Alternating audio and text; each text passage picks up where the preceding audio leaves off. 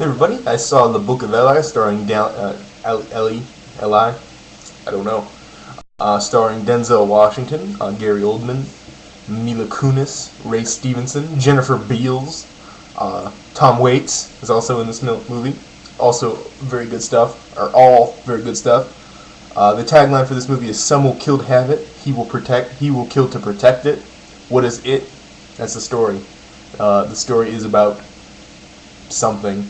I'm not going to give it away, even though it becomes pretty evident towards the middle of the movie. And I think, it's a vital, integral part of the movie. And I think that the reason why this movie separates itself from other disaster flicks is its implication.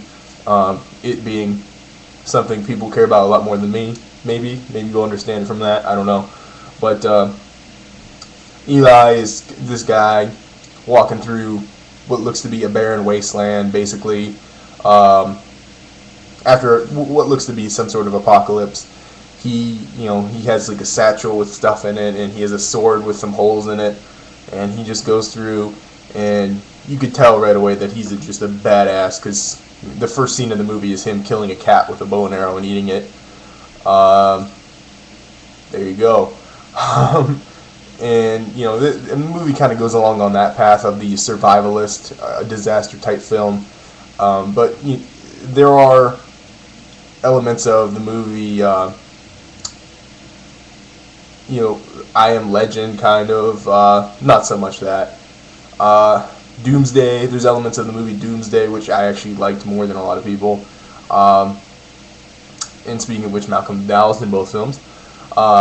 There's elements of cast, movies that a guy has to survive by himself. But in this movie, they added in the element of people, although very different, a different element than what you're used to seeing.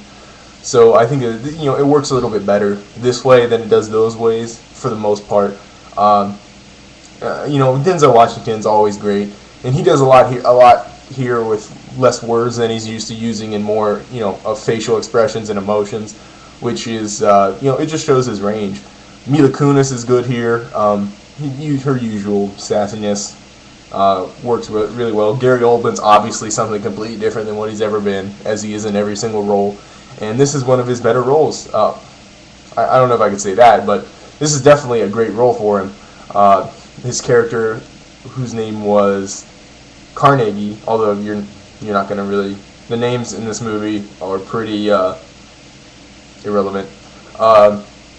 Carnegie is kind of like he's like trying to be an overlord of all the people that have gathered in this little town that they're trying to rebuild after the Flash.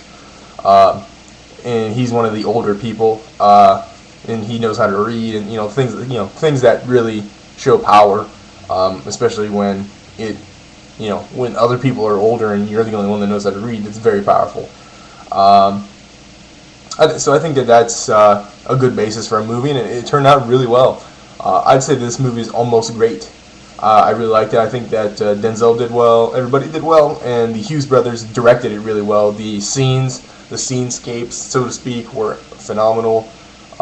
Bleak looking. They really focused in on the bleakness of the movie.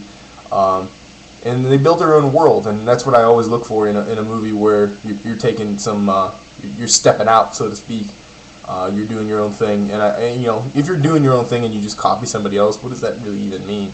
So I really look for people who can create their own worlds, and similar to Avatar, similar to this, and this really works. So I'm going to give this movie, using the old rating scale, I would give it a 7.75. But a highly enjoyable 7.75, a near must-see 7.75. So let me know what you guys think about it when you do get a chance to see it, or if you have seen it. Take it easy.